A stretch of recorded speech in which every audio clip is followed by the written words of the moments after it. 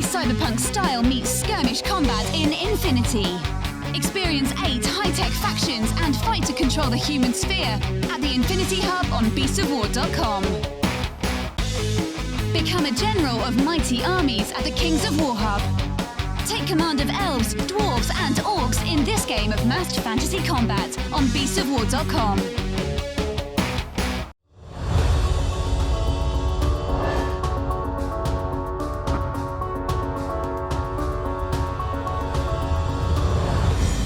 Hey everybody, Sam here, also known as Mr. Stainless, and we're back for another episode of Journey from the Tabletop in Total War Warhammer 2. And this week, to start off 2018, basically I realised the past few episodes we've been going pretty slow. It's time to step things up a bit, because my goodness, our ritual is going incredibly slowly. So for the next episodes, what's going to happen is basically we're going to be flying through this, and instead of maybe going through about 3 to 4 to 5 turns per episode, we're probably going to be going through about 20 to 30. So strap on, it's going to be quite a wild ride. Basically in this episode, my main goal was to try and basically deal with the Aghol people. Remember, they've been kind of like a thorn in our side for ages. That, and to deal with this rebellion that we had. So what I did was I redeployed Malekith and his forces from Kel Ra, brought them round to the Altar of Ultimate Darkness, mainly because I kind of thought, right, if we can deal with the rebellion, and we've got Malekith's army there, it's kind of like a free-flowing army, we can use him to go and capture the final settlements in that region that we don't have. Once we do that, of course, as you'll know if you played the Total War games, once you own an entire region, you can then impose kind of like a creed, a law in that region, and one of them is to increase public order. So next we're going to send them down to Aghol Deep. It's uninhabited. It's a raised settlement, so it's going to cost us very, very little to actually take that settlement, and it brings us one step closer to owning that region. Next, what we're going to do is push our forces forward here. I took Harganeth there at the start of the episode, and that kind of is pushing us into the kind of homeland of the Aghol people. Now, the reason why I'm sending both of these armies here is because the Aghol people, their land is so heavily filled with corruption. Basically, anytime my troops travel through there or spend any great length of time there, they're going to suffer attrition. So what we're doing here is that all of the settlements, I realized, in this kind of area, in this region, are kind of within one turn's distance of each other. I discovered it after this turn, by the way.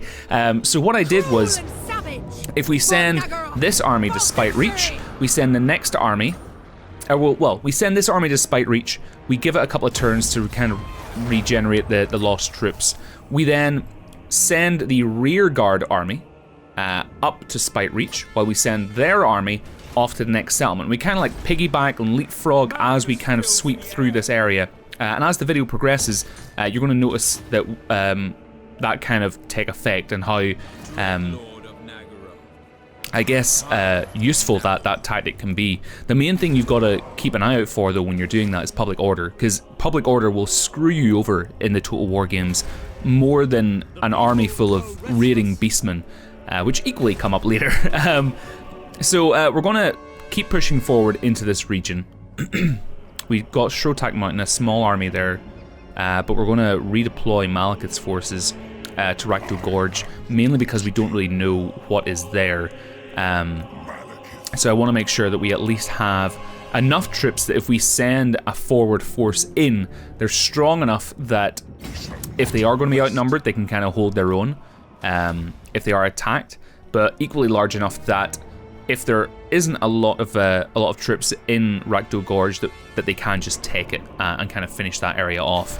So those two armies are focusing here on our western flank, and once we kind of secure this region, we've kind of taken everything that we want to take from there. We're not going to want to push south, because that means that we're then taking more territory from our Dark Elf brethren, which at the moment I don't want to do. We are in a military alliance with two factions who are kind of acting as a buffer between us and everyone else. The only place that we can expand to is up there to the north. I believe it was the Hmong, that was it, the Hmong people. So they have a couple of territories just along the northern border. And if we were to expand, that is actually where we could expand to. There's a couple of territories to the west of Ragdoll Gorge. They are uninhabited. They're in ruins, but it isn't territory that we can settle. It's not ideal territory for the Druchii, for the Dark Elves to settle in, and as such, we would kind of suffer quite a large public order penalty. It just wouldn't be worth our time. So we can settle to the north. We may do that at some point, but I want to make sure that we're dealing with the Aghol people first. So there doesn't seem to be a garrison force in Ragdoll Gorge. We'll send Malekith in. Incredibly easy fight. Takes it with minimal losses. And at the moment, I'm just occupying settlements. Because of the tactics that I'm using to kind of leapfrog and capture as much territory as possible, we don't want to try and encourage public order penalties. So simply occupying the territory doesn't give us kind of like a replenishment boost, it doesn't give us a monetary boost, but it ensures that the public order at least isn't going to be penalised, which is going to make our lives a little easier going forward. So we're going to demand highborn hostages. That gives us a +4 public order boost as well. And as you can see already, we've kind of expanded the territory. Those are the regions there that we can't go to.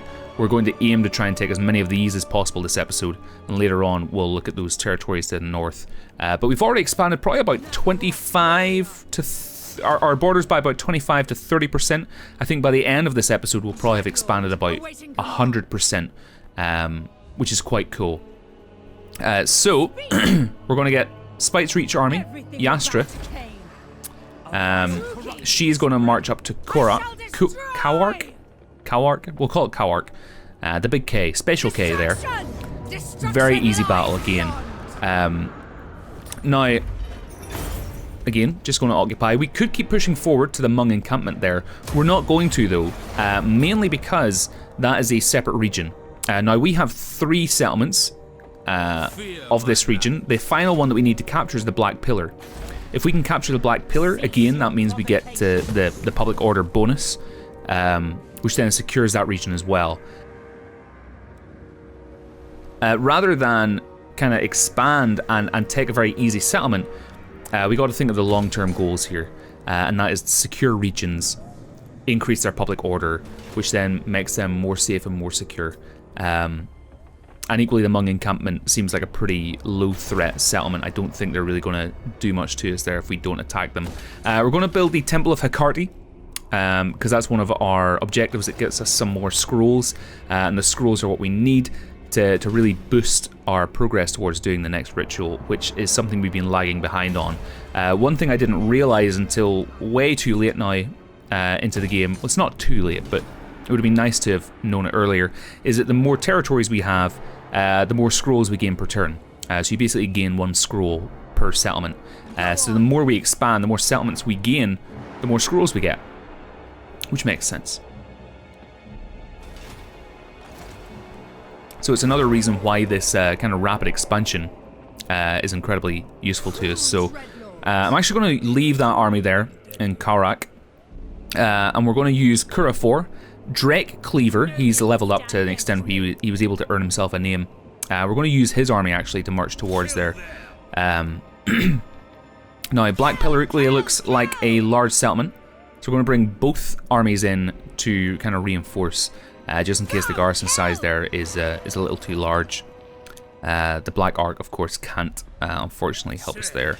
That was one thing I loved in Total War Shogun 2, War of the Samurai, is naval bombardment. Used that so many times. So the Aghol people sent an army down to counteract our advancements. I retreated into a more advantageous position. Their army is defeated. They, at the moment, do not have any kind of mobilizable force. I don't even think that's a word, but the Black Pillar is ours. That was kind of a death stroke by that army. Black Pillar is ours, another region under our control. Again, continuing our push east. You can actually begin to see the High Elves territory there up in the map in the top right corner. That's how far we're now pushing along.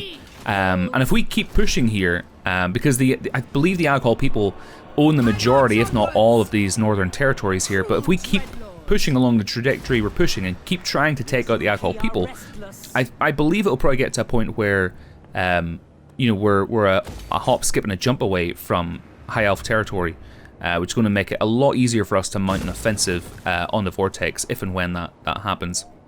In the meantime, though, we'll focus on the economy, try and get the money that's coming in every turn as high as possible, building a lot more torture posts because, again, they may not be nice to look at, but they help increase public order. The temple is moseying along. That, and we've got this. Yeah, I didn't think about this. I did not think about this at all. I should have known whenever the camera panned away. I thought that was the only Jagged Horn tribe army on the map.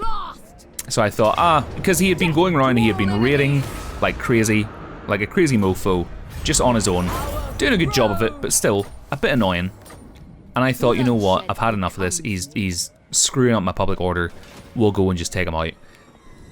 Later on, that massive army marched up and actually took, is it Craghall Deep? I can't remember the name of the settlement. Took that settlement from us. We did manage to mount a counteroffensive, wiped his army out, but we did lose the leader that you just saw there. Her army was completely destroyed and she was killed. A minor loss for a greater gain. We can always rebuild an army. That's easier to do than trying to recapture a whole western front, really. In the meantime, though, we're going to do a little bit of a improvement to the Black Ark and send our army forth to capture another settlement. We're now into the next region, which is fine. He should be able to do this on his own. We'll occupy again in Dargoth. Perfect. And we'll leave her there in Karak. The people grow restless. Right. We go for slave pens. We go for some more economy things. I don't think we will. We'll just increase, the wine production. Perfect. And we're getting there. We're up to 660 out of 1,060. We've still got a good way to go. But I think if we keep on pressing like this, that'll really go down quickly. Again, took a settlement where the Aghol people had an army in. One of the few settlements they have an army in. It's interesting. For a number of episodes we were struggling against the Aghol people. It was just kind of wave after wave after wave of their armies. And it felt like they had almost limitless resources when it came to their forces. And now, as we've been pushing in, we've kind of broken their backs a little. And we're just sweeping across their territory. The one thing we have to be incredibly careful of here, though, is expanding greater than our reach. One thing I do not want to do is get bloodthirsty and just keep pushing and pushing and pushing to a point where we can't actually sustain that. And we've got so much territory that public order is in rapid decline, and we've got rebellions all over the place. So that's something we need to be super careful of as we go forward. But as we reach near the end of the video, folks, one thing I do want to say is that the folks over at Creative Assembly have actually released a new trailer for the next historical Total War game. They're going back to Total War Britannia. I don't believe that's the name of it, but they're kind of following on. I don't know if any of you played the old Total War Viking Invasion mod.